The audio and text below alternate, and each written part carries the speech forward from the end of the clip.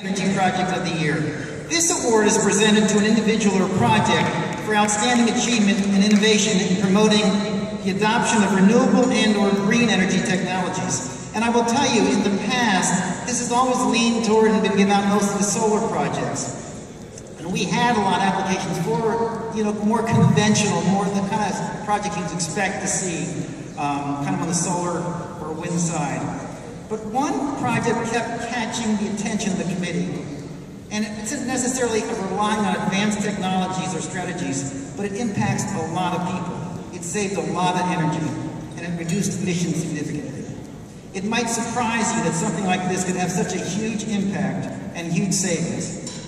But this year's project does, and I am proud, pleased, and really excited to give this year's Innovative Energy Project of the Year to the ICSEA project. And that stands for Improved Cook Stoves in East Africa. It's a great project. Come on up here, Dana.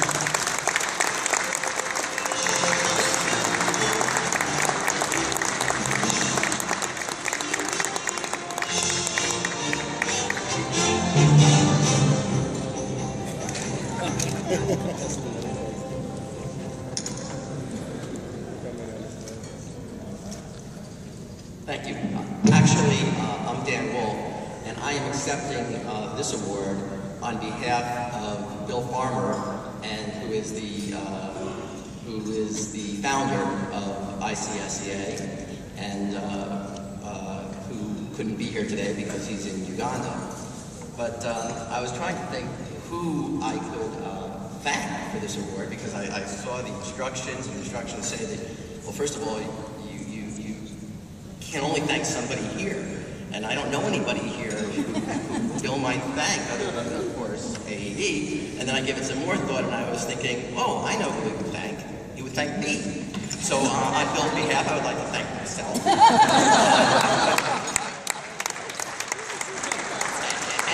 and the reason for this is that I was Bill's sacrificial lamb.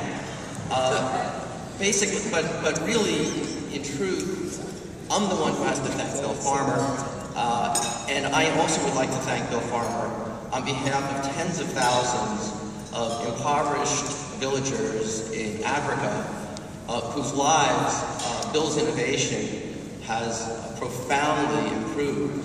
If you go to a village in Africa and you want to impact the lives of a person who's living in utter desperation and misery, and who lives on $1 or $2 a day, unbelievably, probably the single most important thing you can do, perhaps other than providing clean water if they're lacking it, is provide them with a efficient and safe way of cooking.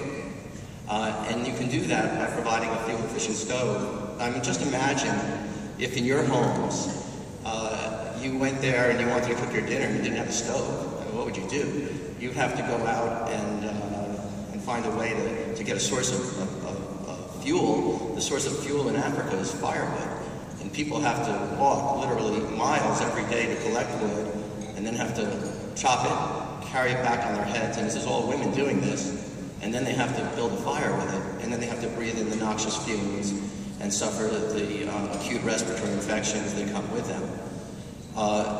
These problems can be addressed with a very simple technology, an insulated stove that provides for efficient heat transfer, can reduce the amount of firewood by 50%. My organization, the International Lifeline Fund, has been implementing projects in Africa and in Haiti for years. But in order to make these sustainable, we need an organization that can get carbon credits for this effort. Carbon credits are normally inaccessible to small organizations like ours, and ICSEA has, through its tireless efforts, made it possible for us to access that carbon financing and create a sustainable intervention that can benefit literally millions and millions of people around the world. Thank you.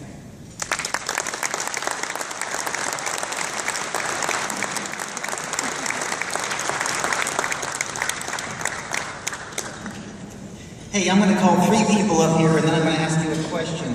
Could